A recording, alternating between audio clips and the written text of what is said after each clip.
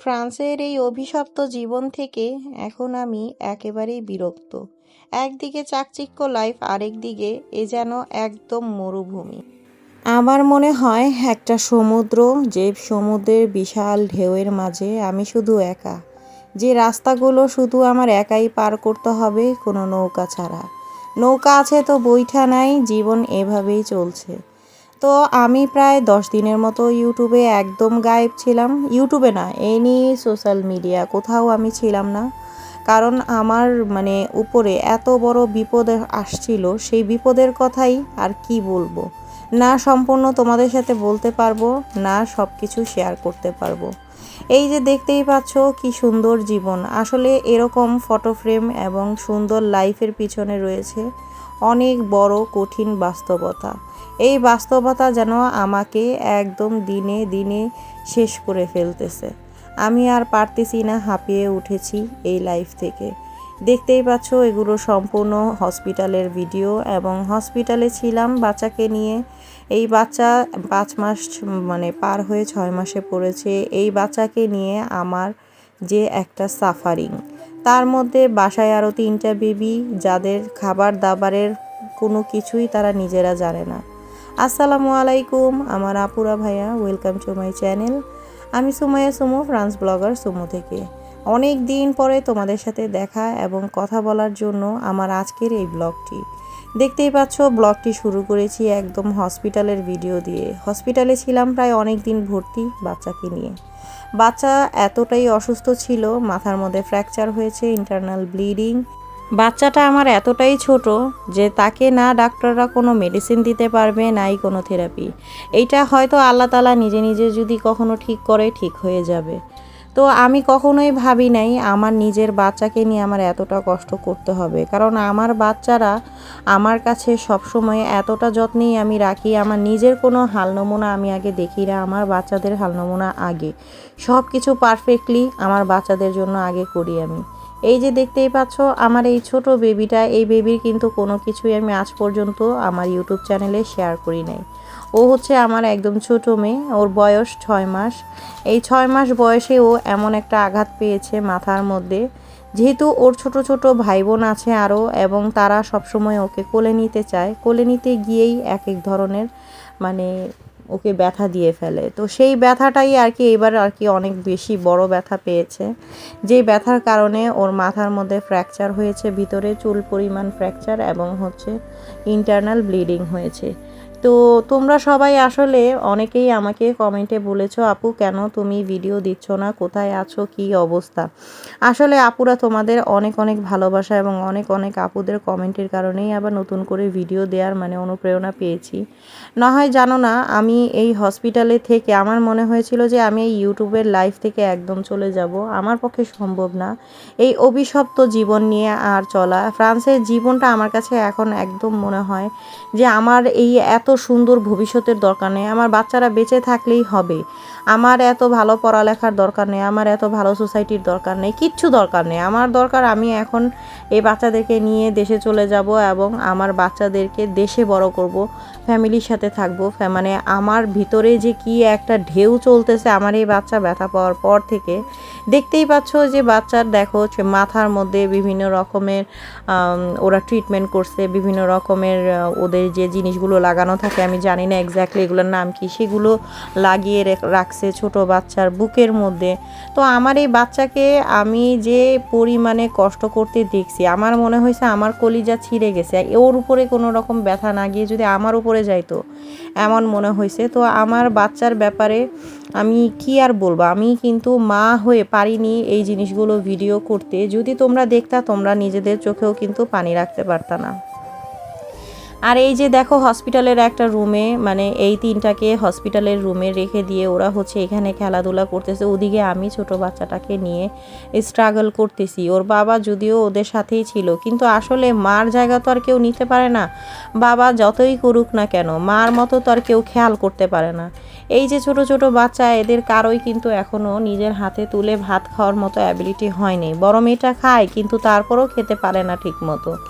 যেহেতু আমি আমার বাচ্চাদের সব সময় আগাটো গোড়া প্রতিটা জিনিস আমি নিজের হাতে করে দেই, ওদেরকে আমি মানে এখন পর্যন্ত নিজের উপরে ইন্ডিপেন্ডেন্ট করি নাই। হ্যাঁ, বিদেশের বাড়িতে বাচ্চারা ইন্ডিপেন্ডেন্ট হয়, ওরা সব কাজ জানে, নিজেরা করতে পারে, কিন্তু আমি এখন পর্যন্ত আমার বাচ্চাদের আমার মনে হয় যে থাক, ওরা এখনও ছোট আছে, ওদের নিজেদের ছোটোবেলা আমি নষ্ট করব কেন?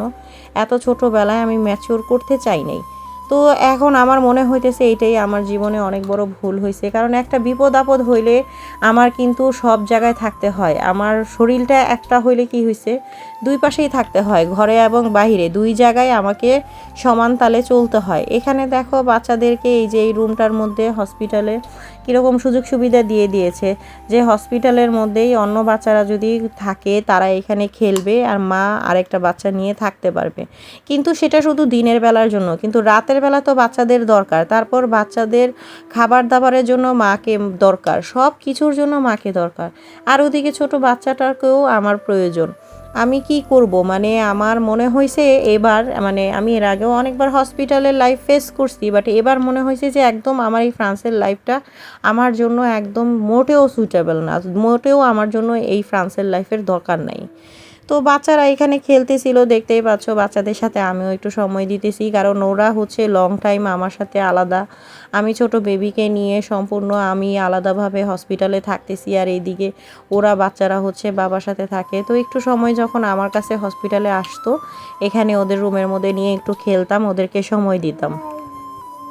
এই ভিডিওটা করেছিলাম একেবারে লাস্টের দিনে, কারণ আমি মানে এতটাই ডিপ্রেশনে চলে গিয়েছিলাম, আমার পক্ষে কোনো ভিডিও, কোনো মোবাইল, ইভেন বিশ্বাস করবা না যে আমি আমার ফ্যামিলির কারোর সাথে কথা বলতে পর্যন্ত কমফোর্টেবল মনে হইতেছিল না। আমার মানুষ দেখলেই বিরক্ত লাগতেছিল, এমন একটা মানে মেন্টালি আমি প্রেশারের মধ্যে পড়ে গেছিলাম। সব দিকে সমান তালে চিন্তা করতে করতে আমার মনে হয়েছে যে আমি মনে হয় একদম ডিপ্রেশনে আছি এখন বর্তমানে, এমন মনে হয়েছে। তো যাই হোক, আল্লাহ তাআলা সকল সমস্যা দেয় এবং সমাধানও করার মালিক আল্লাহ তাআলা নিজেই। সে নিজেই মনে হয় দাঁড়িয়ে থেকে আমার সমস্যা সমাধান করছে। আমার বাচ্চাটা এখন মোটামুটি একটু সুস্থ, ফ্র্যাকচারটা মিলে গেছে, নিজে নিজেই ও রিকভার করেছে, কিন্তু ওর মাথার মধ্যে যে ইন্টারনাল ব্লিডিং, এটা সারতে অনেক সময় লাগবে। হয়তো সারা জীবন ওকে এভাবে তুলু তুলু করে খেয়াল করে আমাকে রাখতে হবে, এবং ওর যাতে মানে কোনোভাবেই মাথায় ও আর কোনো দিন ব্যথা না পায় সেদিকে আমার খেয়াল রাখতে হবে। যদিও এটা একদম ইম্পসিবল, কারণ আমি তো আর ওর সাথে স্কুলে থাকতে পারবো না, আমি তো ওর লাইফে সব জায়গায় উপস্থিত থাকতে পারবো না। তো সেই সময় ওর মাথার মধ্যে যদি ও কোনোভাবে আঘাত পায় তাহলে কিন্তু এটা বড় রকমের একটা সমস্যা হবে। তো আমি হসপিটালের লাইফগুলোকে একদম ঘৃণা করি, কারণ এই হসপিটালের লাইফে না নিজের খাওয়া দাওয়া থাকে, না বাসায় যে বাচ্চারা থাকে তাদের কোনো হাল নমুনা থাকে। আর এইখানকার হসপিটালের লাইফ কিন্তু আমাদের দেশের মতো না, টোটাল ডিফারেন্ট, একদম ডিফারেন্ট।